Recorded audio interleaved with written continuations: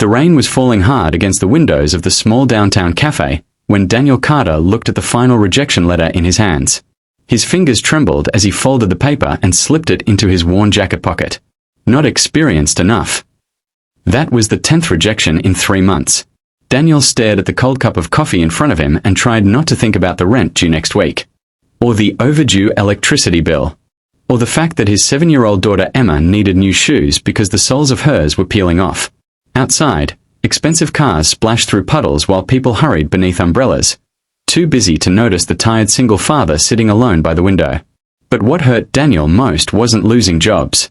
It was hearing people say he was a failure. And one woman said it louder than anyone else. Before we continue, don't forget to like, subscribe, and leave a comment for Kindness Unlimited. Every story here reminds us that one small act of kindness can change a life forever. Now let's continue. 3 years earlier, Daniel had worked as a project manager for a massive tech company in Chicago. He loved the work. He loved building teams.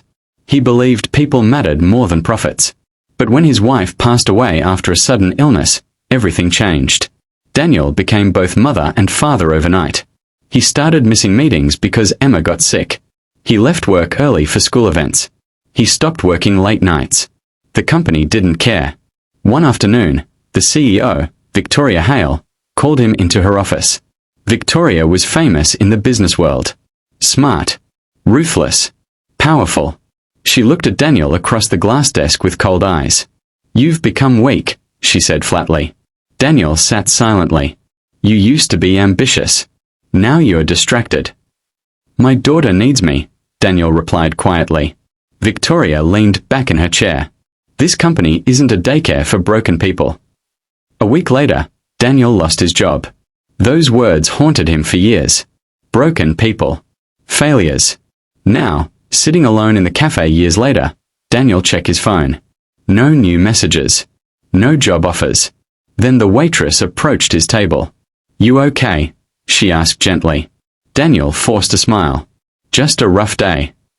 She noticed the rejection letter sticking from his pocket. "My husband went through the same thing after the factory closed," she said softly. "People think losing a job means losing your worth. But it doesn't." Daniel nodded politely, but inside he felt empty. As he prepared to leave, the waitress stopped him. "Hey," she said, handing him a paper bag. "Take these muffins home for your daughter. We can't sell them tomorrow anyway." Daniel's eyes widened. "I can't take this." "Yes, you can." Her kindness hit him harder than he expected. That night, Emma hugged the warm bag of muffins like treasure. "Did you buy my favorite blueberry ones?" she asked excitedly. Daniel hesitated. "A nice lady gave them to us." Emma smiled brightly.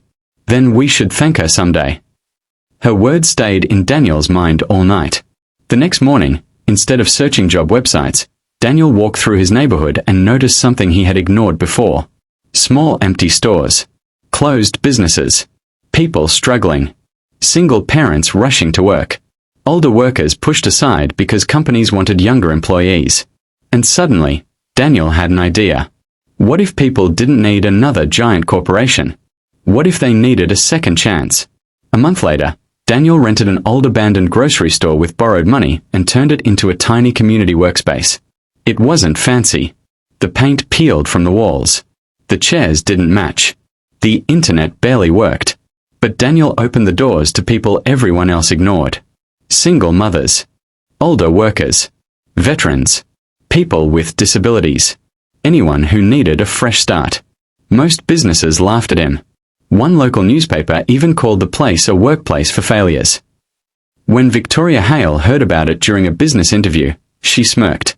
"A company built by rejected people," she said publicly. "That won't survive 6 months." The audience laughed. Daniel saw the clip online that night. Emma looked up from the couch. "Does that lady know you?" Daniel forced a smile. "A little." "She seems mean." Daniel paused before answering. Sometimes people forget how important kindness is. At first, business was painfully slow. Some days only 2 customers came in. Daniel nearly gave up. Then one snowy evening, an elderly man named Walter entered the workspace carrying a broken laptop. I heard you help people here, he said nervously. Daniel spent 3 hours fixing the computer for free. Walter returned the next day with 3 friends. Then those friends told others. Slowly, the little workspace transformed into something bigger. People didn't just come for internet access or job help. They came because someone finally treated them with respect. Daniel remembered names. He listened to stories. He offered coffee to exhausted parents. He stayed late helping strangers write resumes. And something incredible happened. People who had lost hope started believing in themselves again. A woman who had been homeless launched an online bakery business. A veteran found work after years of rejection. A teenager learned coding and earned a scholarship. The place became known across Chicago as the Second Start. Within 2 years, the tiny abandoned store became one of the fastest-growing community business centers in the city. Major investors became interested. News stations featured Daniel's story. And eventually, even Victoria Hale noticed. But by then, her own company was collapsing. Employees were quitting. Customers complained about toxic leadership. Profits were falling fast. One afternoon, Victoria walked into Daniel's center unannounced. The room fell silent.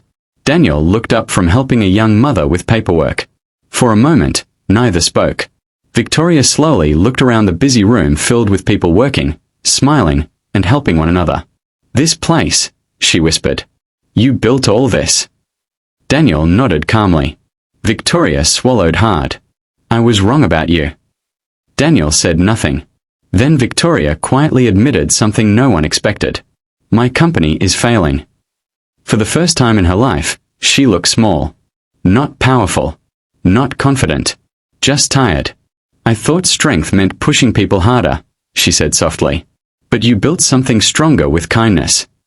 Daniel looked around the room. A volunteer was helping an older man use a computer. Emma was at a nearby table coloring with another child. People laughed together over coffee. And Daniel realized something important. Kindness had built what pride never could. Victoria glanced at him carefully. "Why would people follow you after everything you lost?" Daniel smiled gently. "Because when people are hurting, they don't need humiliation. They need hope." Victoria lowered her eyes. For the first time, she understood. Months later, Victoria partnered with Daniel to create programs helping struggling workers find new careers. Together, they helped thousands of people rebuild their lives. And the woman who once mocked failures became one of the strongest supporters of second chances. As for Daniel, he never forgot the waitress who handed him a simple bag of muffins on the worst day of his life. Because sometimes kindness doesn't arrive in grand speeches or expensive gifts. Sometimes it arrives quietly. A small gesture. A warm smile. A stranger who reminds you that your life still matters. And that single moment of kindness can become the beginning of everything. So if you see someone struggling today, don't judge them. Encourage them. Listen to them. Believe in them. Because the people the world calls failures may simply be people waiting for one act of kindness to change their lives forever.